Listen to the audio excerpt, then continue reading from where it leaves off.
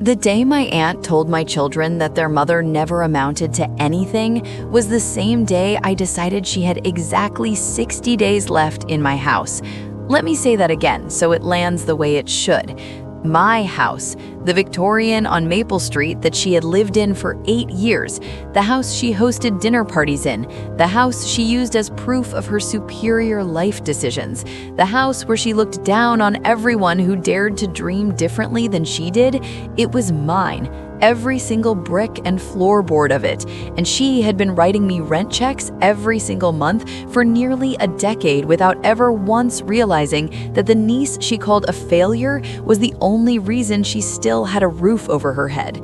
My name is Serena Brennan, and this is the story of how I became my Aunt Gloria's landlord without her ever knowing, and why the moment she dragged my children into her cruelty was the moment I finally decided to let her find out the truth. Gloria Henderson was my mother's older sister, the self-appointed judge of the entire family, a woman who had married well, meaning she had married a corporate attorney named Franklin who worked himself into an early grave, leaving her with just enough insurance money to maintain appearances while never actually building a single thing herself. And she spent those years of borrowed comfort dispensing opinions about everyone else's choices like she was some kind of oracle who had cracked the code of a successful life.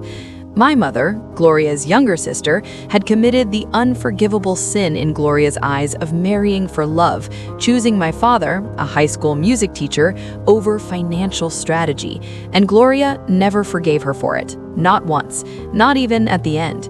When my parents died in a car accident when I was 17 years old, Gloria took me in, and I want you to understand what that generosity actually looked like.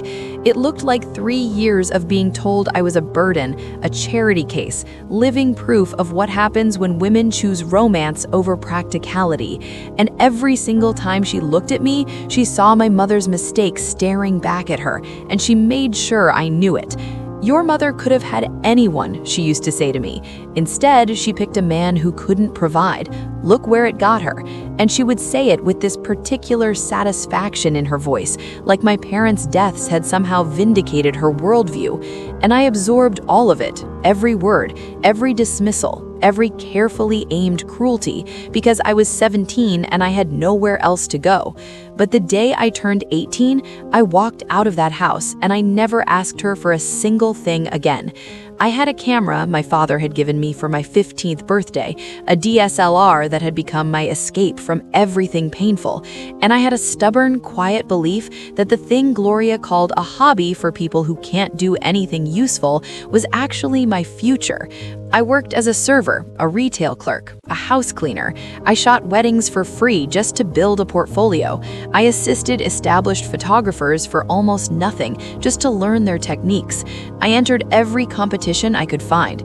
I built a website. I developed a style. And slowly, one job at a time, one client at a time, 1 year at a time, I built something real. By 25, I was booking enough paid work to quit my day jobs. By 30, I had a studio and a waiting list. By 35, I had been featured in national publications and shot campaigns for brands that Gloria would have recognized if she had ever paid attention to anything I did, which she never did because she had made up her mind about me long before I was old enough to prove her wrong, and she saw no reason to update her conclusion. I never corrected her. I never invited her to my shows or mentioned my clients or told her about my earnings. Changing her opinion was not worth my energy. And honestly, there was something deeply satisfying about letting her keep believing the story she had told herself. Because while she was busy looking down on me, I was building quietly, strategically, and with a very long memory.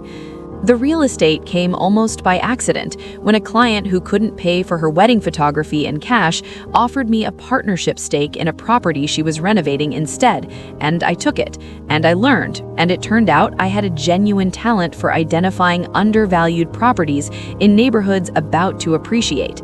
Over 15 years, I acquired 17 properties across Savannah, historic homes mostly, buildings with good bones that needed renovation and vision, and I worked with local contractors and a property management company and built a portfolio generating passive income that eventually exceeded everything I made from photography.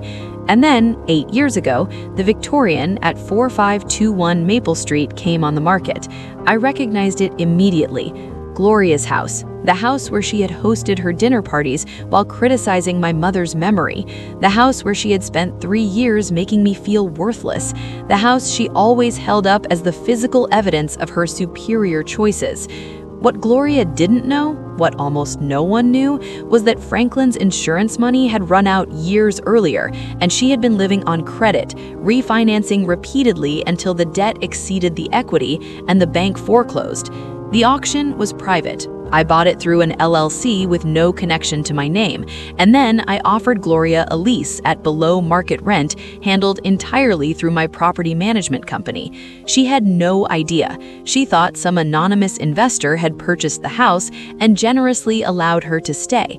And for 8 years, every single month, she wrote a rent check that went directly into my account and funded my children's education savings, while she continued to stand at family gatherings and explain to anyone who would listen why I was an example of wasted potential. It was petty, I will admit that freely, but it was also the most privately satisfying arrangement I had ever made in my life, and I might have maintained it forever. I genuinely might have, if she hadn't decided to involve my children.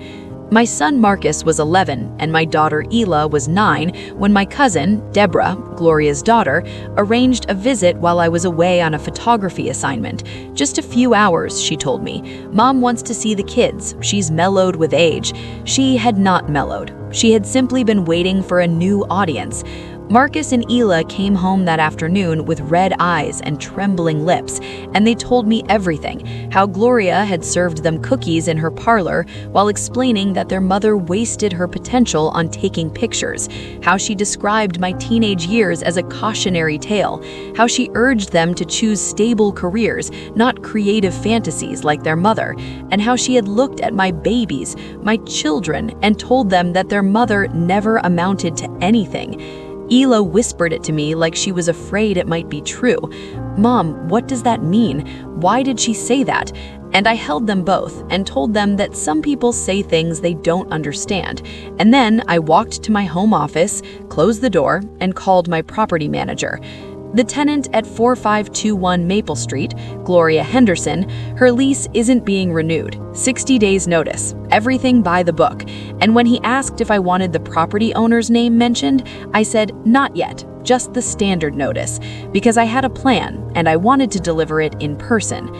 The family gathering was Deborah's birthday dinner, held at Gloria's house, or rather at my house where Gloria lived, and I attended with the children and watched Gloria hold court in her Victorian parlor as though she owned every inch of it, greeting my kids with saccharine sweetness as if she hadn't tried to poison them against me weeks earlier, working in her subtle digs before we even reached dessert. Photography is fine as a hobby, she announced to the table, but young people today need real careers, not chasing dreams that don't pay bills. And I waited. I let her finish, and then I said quietly, my bills are paid. And she said, of course, dear, I'm sure you get by, but getting by isn't succeeding. And she gestured at her surroundings, all of it, the Victorian parlor and the high ceilings and the antique furniture. And success is security, a home you own, a future you can count on, something permanent. And I set down my dessert fork and I said, about that, I heard this house is changing ownership. Isn't the new owner declining to renew the lease? And she watched the color drain from her face. She said it was a misunderstanding. She said she had been a perfect tenant for 8 years. She said she didn't know who this owner was because nobody at the management company would tell her anything. Her voice was rising, and the whole room had gone silent, and everyone was watching. And she said, I've lived here for 40 years. I raised Deborah here. They can't just evict me. And I said, they're not evicting you. They're declining to renew your lease. It's different.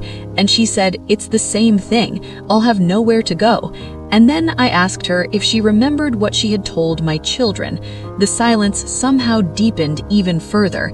I reached into my purse and withdrew a folder containing the deed to 4521 Maple Street, showing the owner as Brennan Properties LLC, and behind that, the LLC registration showing me as sole proprietor. And I slid it across the table to her, and I said, I bought this house 8 years ago at auction after you defaulted on your mortgage because Franklin's insurance money ran out and you had been living on credit, refinancing repeatedly until the debt exceeded the equity and the bank foreclosed. The auction was private. I bought it through an LLC with no connection to my name, and then I offered Gloria a lease at below market rent, handled entirely through my property management company. She had no idea. She thought some anonymous investor had purchased the house and generously allowed her to stay. And for 8 years, every single month, she wrote a rent check that went directly into my account and funded my children's education savings while she continued to stand at family gatherings and explain to anyone who would listen why I was an example of wasted potential. It was petty, I will admit that freely, but it was also the most privately satisfying arrangement I had ever made in my life, and I might have maintained it forever. I genuinely might have, if she hadn't decided to involve my children. My son Marcus was 11 and my daughter Ela was 9 when my cousin, Deborah, Gloria's daughter, arranged a visit while I was away on a photography assignment, just a few hours